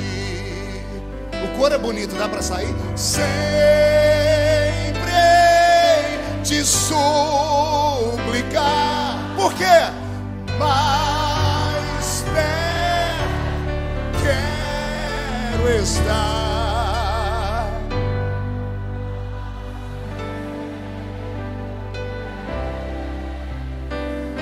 Aleluia. Meu Deus. O Leonardo DiCaprio no filme do Titanic não ouviu o louvor, pastor Nilton. Ele colocou arroz em cima de uma madeira, uma jangada. Se você um dia puder, pegue o filme em DVD ou no stream e congela a cena. Para de olhar para ele com aquela boquinha azul. Olhe para a madeira. Cabe 3 pessoas lá. Alguém percebeu isso quando assistiu o filme? A madeira é grande. A Rose está deitado. Era só ele deitar do lado dela. Mas não, ele ficou aqui. Adeus, Rose. Oh, mundo cruel. O mundo não me ama. Ninguém gosta de mim. Eu não tenho oportunidades na vida. E aí a câmera vai filmando, ele vai descendo. Ei, não se entrega. Não se entrega! Cadê as câmeras que jogam para a televisão aqui? Fechou a igreja na pandemia, seu covarde. Foi voltar a trabalhar de Uber. Deus não te chamou para ficar atrás de um volante. Ele te chamou para guiar a sua igreja até o arrebatamento. Reage! Reage! É a sua chamada.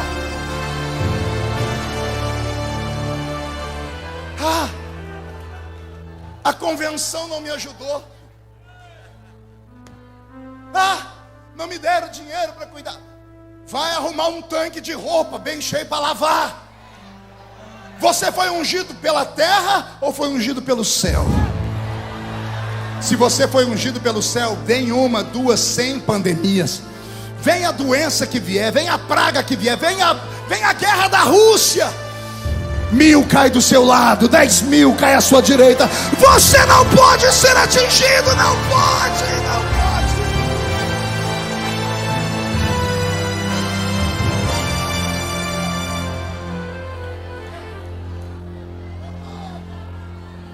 Paulo, dentro do barco, deu um grito de avivamento. Ele olhou para as pessoas que tinham entregado os pontos, Silas, disse assim: tenham bom ânimo, tenham esperança.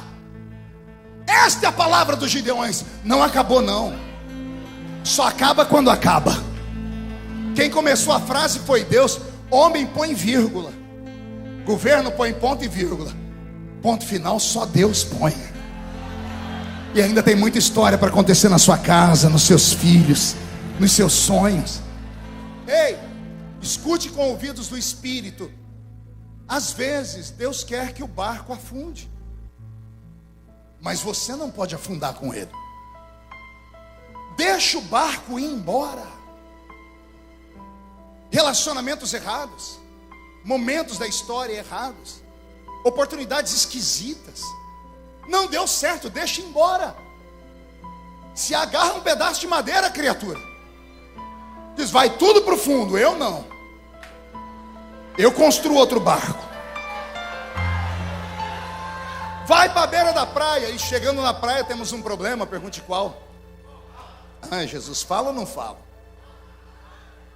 Toda pessoa que sobrevive a um naufrágio, ela termina o naufrágio molhada demais. E por causa da água molhada e o vento que sopra, um frio, mas uma friagem que chega a bater os ossos. Esta friagem tem nome, chama-se hipotermia. Diga comigo, hipotermia. A hipotermia é causada por uma única coisa, não existe duas, é só uma coisa. Hipotermia é a ausência do calor. Hipotermia do grego, hipo, abaixo, termo, calor, abaixo do calor, abaixo do fogo. E quem está em hipotermia começa a ter crises.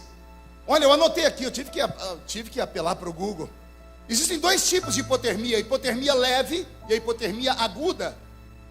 A hipotermia leve, ela causa tremores leves, mãos e pés ficam dormentes, cansaço excessivo, movimentos ficam lentos, as mãos e os pés murcham, há uma desaceleração do coração e da cognição, a pressão da pessoa baixa. Crente não pode ter pressão baixa, ainda mais se for pentecostal. Alguém já viu aquele aparelho de eletrocardiograma? Alguém já viu? Como é que fica aquele negocinho, aquele risquinho verde? Em cima, embaixo. Os médicos amam ver aquilo. Quando o coração desacelera, os risquinhos começam a ficar mais retos, lentos. Se o risco ficar retinho, perfeito, o médico diz, morreu. Alguém entendeu? Sua vida tem que ter agitação. Tem que acordar de dia, não saber como termina a noite canta uma vitória, no dia seguinte é uma pancada, uma derrota. Você levanta, sacode a poeira, dá a volta por cima, vai de novo. Pregou hoje, não deu certo, não entrega os pontos, vai e prega de novo amanhã. Foi gravar uma música, não deu certo, grava outra. Tentou aqui, não deu certo. Vai lutando. Não para, porque se parar, o cachimbo cai. Meu avô dizia isso: se parar, o cachimbo cai. Eita, velho, só Zé. Em nome de Jesus, reaja a essa hipotermia, a esse frio. Procura uma fogueira. Eita, que agora o povo animou. Paulo, 275 vidas na praia, tremendo igual vara verde, hipotermia. Eles pararam numa terra que só tinha bárbaros, homens que acreditavam em deuses, mas eram pessoas humanas. Quando viram eles tremendo de frio, chamaram eles para meio da ilha, na ilha de Malta, e fizeram uma grande fogueira. Quando jogaram fogo, todo mundo foi chegando perto do fogo para se aquecer. Paulo era tão cordial que ao invés de ir lá se aquecer, foi buscar madeira para colocar no fogo. Porque o profeta é assim, ele não só pega o fogo, ele leva a madeira. Quando ele pegou a madeira seca, no meio da madeira apareceu uma víbora. Víbora do inferno. E ela foi e mordeu a mão de Paulo. Pastor, não está escrito isso. Está escrito que a víbora ficou presa na mão dele. Bocô. Fica com essa sua teologia esquisita aí. No versículo de baixo diz que o povo esperou a mão dele inchar. Ia inchar por quê? Porque a víbora enrolou nele. Ela mordeu ele. Ela ficou presa. Todo mundo se afastou e disse: esse homem está marcado. O mar não levou ele, o veneno da víbora vai levar. Pergunte se Paulo desesperou. Pergunte se Paulo tirou uma foto e postou no Facebook: oh, meu fim. Pergunte se Paulo postou uma foto triste lá no Instagram. Ali ele estava, a solução estava na frente dele, tinha fogo. Ele pegou e sacudiu a mão no fogo, e a víbora caiu no fogo. E todo mundo esperou a mão dele inchar, a mão não inchou. Esperou ele morrer, não morreu. No dia seguinte falaram: já que ele não morre, ele tem pacto com Deus. Começaram a trazer os doentes para ele. E ele, de capitão, virou médico. Curou todos os doentes daquela ilha. Por quê? Porque o plano estava traçado. Era necessário haver um naufrágio naquela hora. Eu estou aqui para ver se Deus te põe de pé de novo, para você parar de ficar chorando as pitangas. Ficar chorando porque: pastor, aquele homem me traiu.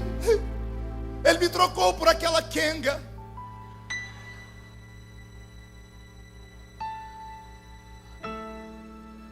Vamos enxergar de outro ângulo. E se ao invés dele ter te trocado, Deus tenha cegado ele para te dar um livramento? Vamos enxergar por outro lado. Nós somos crentes. Ou a gente acredita que tudo na nossa vida está na mão de Deus, ou a gente rasga a Bíblia. Eu não posso acreditar que o diabo pode ir enfiando o dedo na minha vida de qualquer maneira. Se ele negociou com Deus para tocar em mim e me ferir, Deus tem um propósito. Deus vai me dar em dobro tudo que o diabo levar embora agora. É assim, ponto final. Ei, eu sou um sobrevivente, vocês sabem disso. Tudo comigo vai para o Jornal Nacional. Tem irmão que quando vê faz até o sinal da cruz. Os pregadores aqui do Gideões colocaram um apelido em mim, me chamam de Highlander.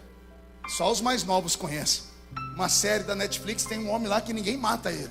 Ele toma tiro, facada, só não pode arrancar a cabeça dele. Ele até fica parecendo que está morto, daqui a pouco ele volta à vida. Feliciano Highlander. Já tentaram fazer missa de 7º dia, não deram conta. Chegaram lá, ó, o caixão vazio, um bilhete: ressuscitei, dá licença que eu estou chegando. Por quê? Porque o plano está traçado. Eu já nem sei que nome eu dou a essa mensagem. Se aviva, Senhor, se plano está traçado, ou se vai naufragar e vai sair. Eu só sei que uma dessas palavras Deus está usando como um anzol.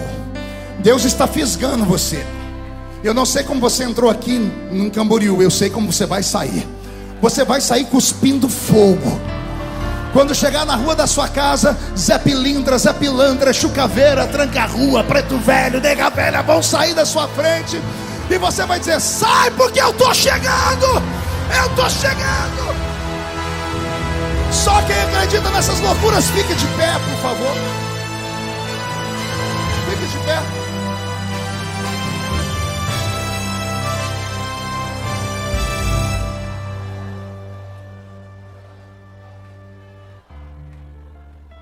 A hipotermia, eu anotei aqui.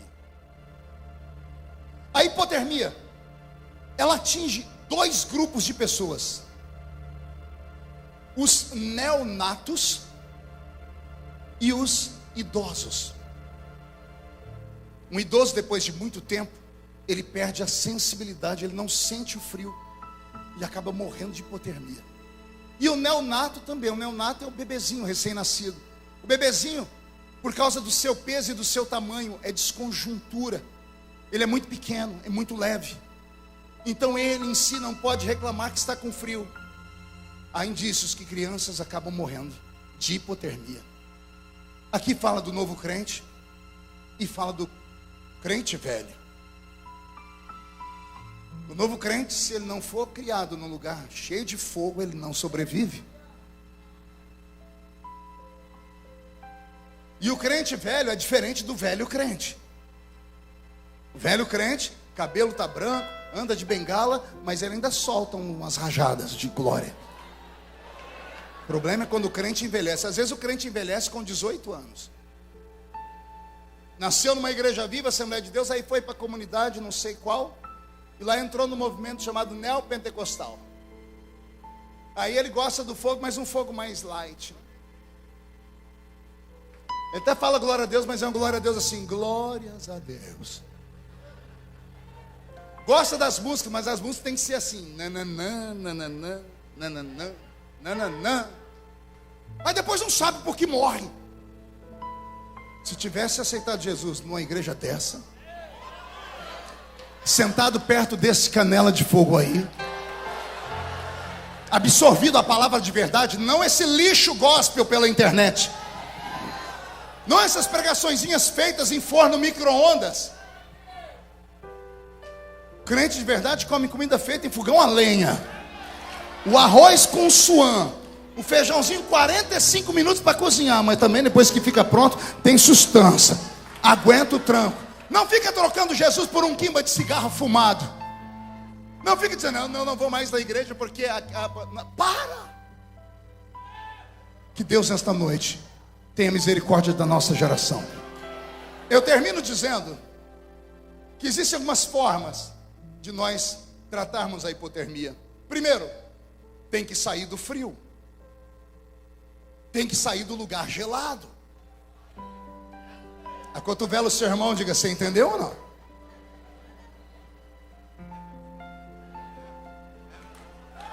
Eu quero avivamento. Que avivamento, mas fica lá naquele lugar. Que quando o pregador está pregando, ele para, você escuta só dois barulhos. Primeiro o pulmão dele, e depois os mosquitos que estão voando na igreja. Avivamento não é uma questão louca de mente desequilibrada, de pessoas que têm reações psicossomáticas no seu cérebro, não. Avivamento ainda é uma questão de sobrevivência. Eu não grito porque eu quero, eu grito porque algo se move dentro de mim. Nossos gritos trazem o céu para a terra.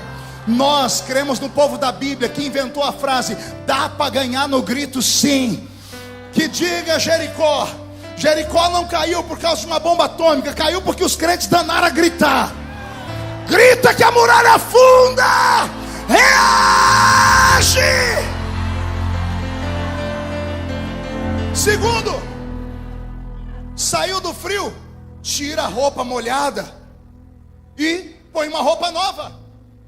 Se reveste. Ficai em Jerusalém até que do alto sejais revestidos.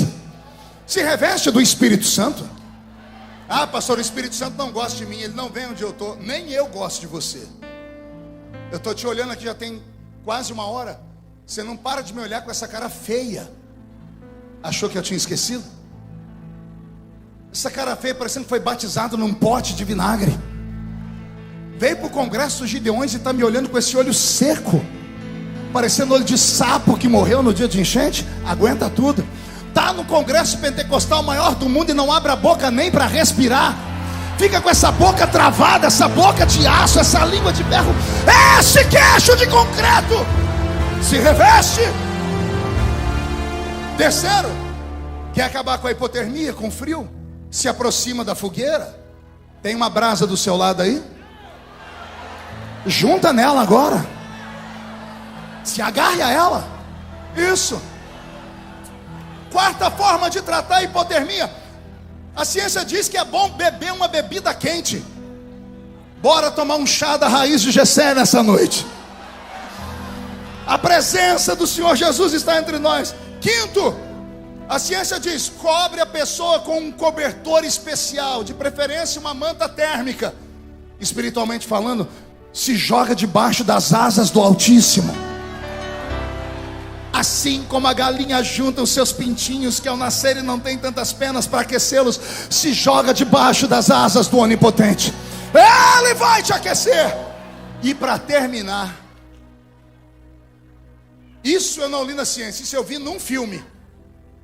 O cidadão caiu dentro da água gelada, pisou no lago gelado, tiraram ele, tiraram a roupa dele, e as pessoas que estavam perto tiraram a roupa também, e abraçaram ele, porque o corpo humano chega a 60 graus.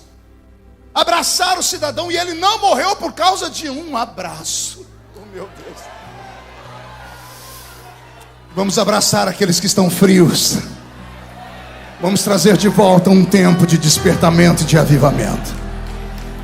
Pegue na mão da pessoa que está do seu lado. Tem um homem na Bíblia que eu citei ele aqui enquanto pregava. Ele só começou o ministério dele por cima, depois que a vida dele afundou várias vezes. Quando ele estava no alto do Monte Sinai, e lá ele viu a glória de Deus em forma de fogo, em uma sarça que ardia, mas não se consumia. Moisés só encarou o mundo por causa daquele fogo. Só que 20 anos mais tarde, Moisés estava na península do Sinai. Ele acordou, viu o povo desviado, ele viu o povo reclamando.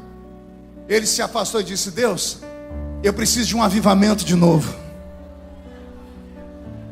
Aviva a tua obra. O que você quer dessa vez, Moisés? Eu quero ver a sua glória. Mas eu já te mostrei. Aquela glória foi para aquele dia.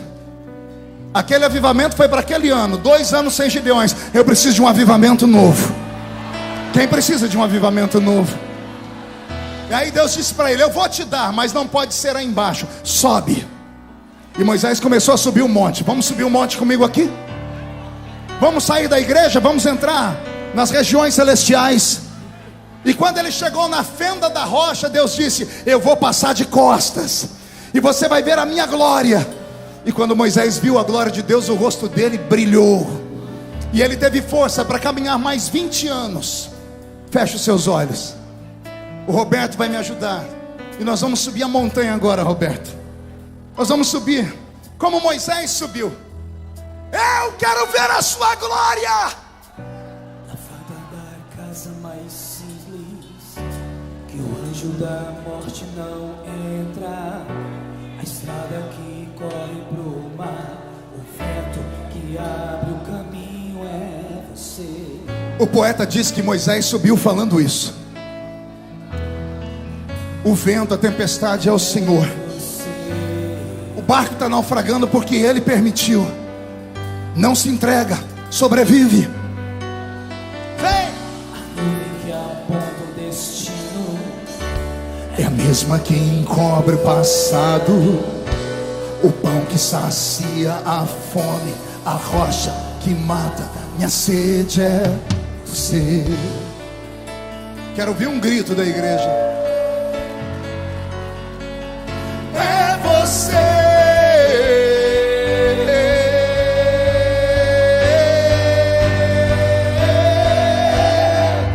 Mais perto do monte, mais perto da face, me espanto com o peso da tua glória.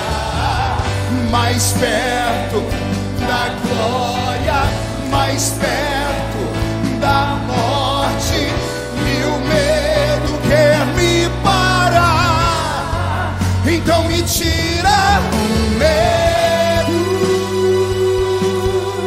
que me faz dizer: Moisés, suba em meu lugar. me faz entender. Quero ouvir. Tempestade é você, Chuva forte, vento forte, e o que me faz tremer as pernas, a porta aberta. Solte a mão do seu irmão, levante ela para o céu. É tudo sobre você. De novo. Mais perto do monte, mais perto da face, me espanto com o peso da tua glória. Mais perto da glória, mais perto da morte, e o medo quer me parar. Então me tira o medo que me faz dizer: Moisés, suba em meu lugar. Vem, vem. O quê?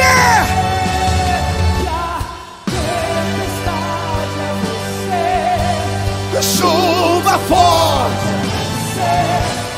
vento forte, e o que me faz tremer as pernas, a porta aberta é você, mas a fechada é você. É tudo sobre você.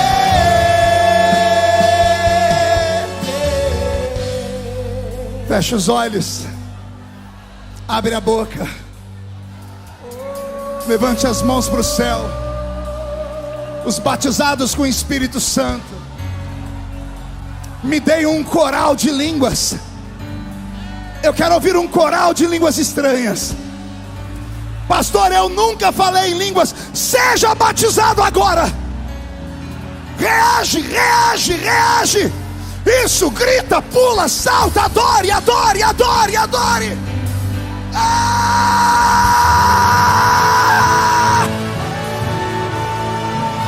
Eu vou subir o monte.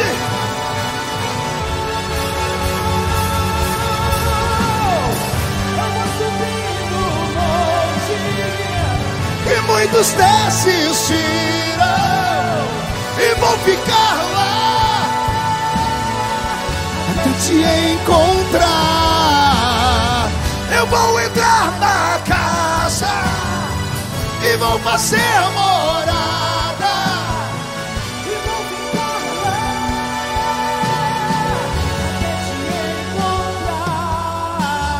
Para terminar, olhos fechados, mão direita erguida ao alto da cabeça aberta, e diga comigo, em nome de Jesus: todos os demônios que lutaram contra o plano de Deus na minha vida, que naufragaram o meu barco, que roubaram a minha inspiração, eu ordeno, venham para a palma da minha mão agora. Fecha a sua mão, feche os olhos. Eu vou contar até 3. Você vai jogar no chão e vai pisar em cima. E aí você vai abraçar 2 ou 3 pessoas e vai dizer para eles: não podemos ficar sem os Gideões. Eu quero ficar nessa casa, porque Deus é santo. 1, você nunca mais será o mesmo. 1,5, sua família sentirá orgulho de você de novo. 2, quem viver verá para ver o que Deus fará na sua história depois desta festa. 2,5, Camboriú continuará sendo a terra do avivamento. 3, jogue no chão, pise em cima.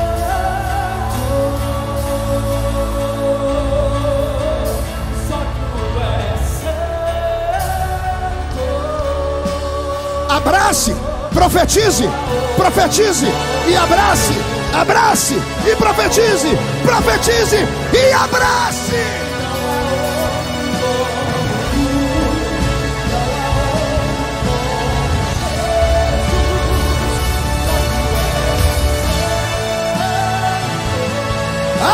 Onde está o coral?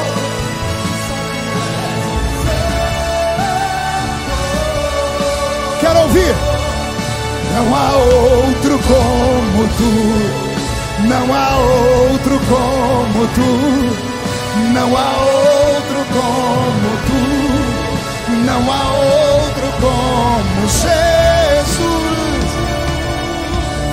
Uma coisa vou pedir, deixa eu ficar neste lugar todos os dias da minha vida. Canta, Gideões! Vou pedir, deixa eu ficar neste lugar todos os dias da minha vida. Uma coisa vou pedir, deixa eu ficar neste lugar todos os dias.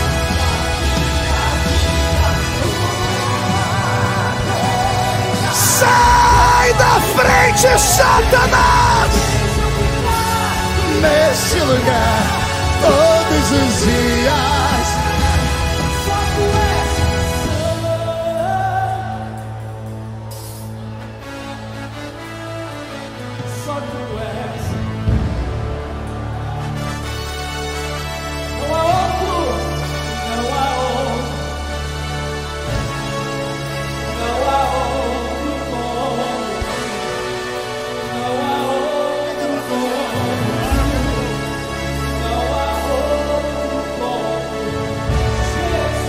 Quem pode aplaudir?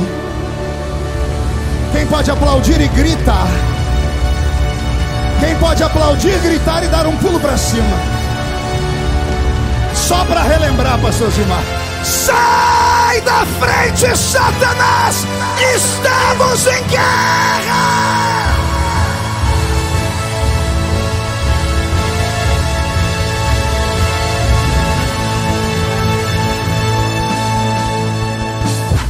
Consegue me abrir um corredor aqui? Tem línguas estranhas aí? Então me ajude a orar. Eu acho que não tem. Mas será que tem entre nós alguém que se afastou dos caminhos do Senhor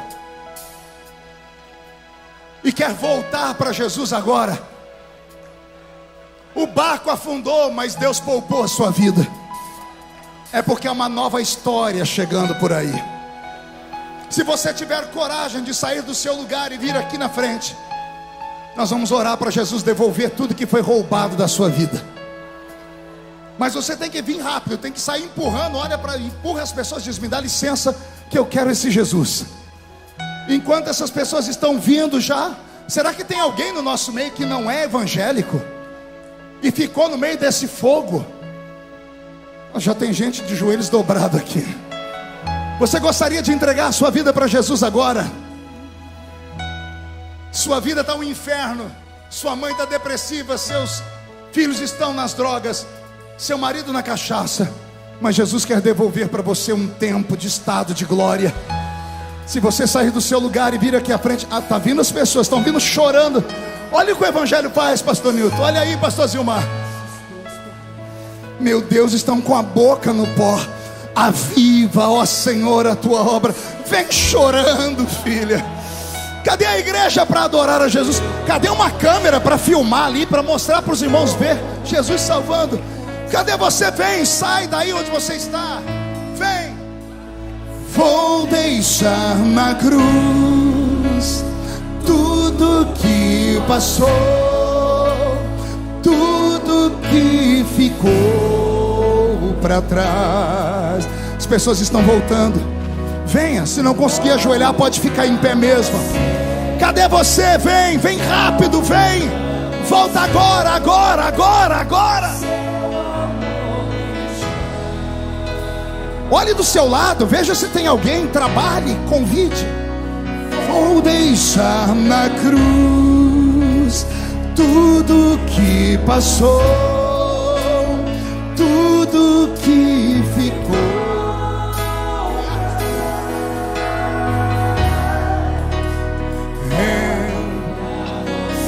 Vem! A porta vai fechar, cadê você?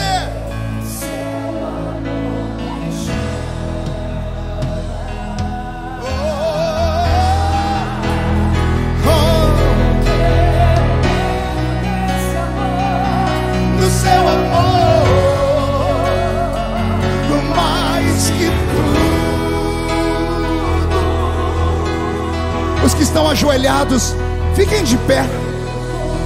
Fica mais confortável, coloque eles de pé.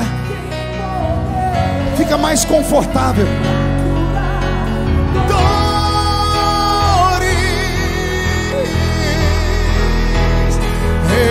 eu dependo desse amor. As pessoas estão vindo, pastor Gilmar.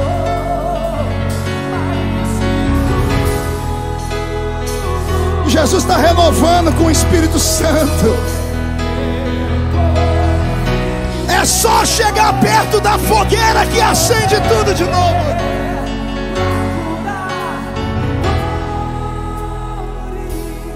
Mais alguém?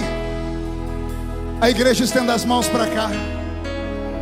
Nós colocamos nas suas mãos, Senhor, esse povo lindo e abençoado, estas almas vivas.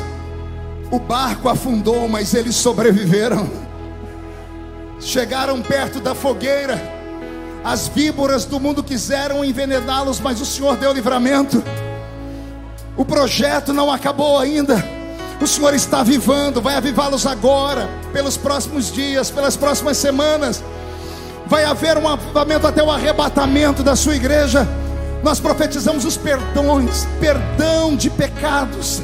Nós profetizamos, ó Pai, o nome escrito no livro da vida. Toda maldição está quebrada, arrancada, destruída. E depois desta noite, quem viver verá para ver o que Deus está fazendo nessas vidas. E a igreja que é soberana diz amém. Alguém pode abraçar esse povo que veio para frente aqui? Vai, Beto.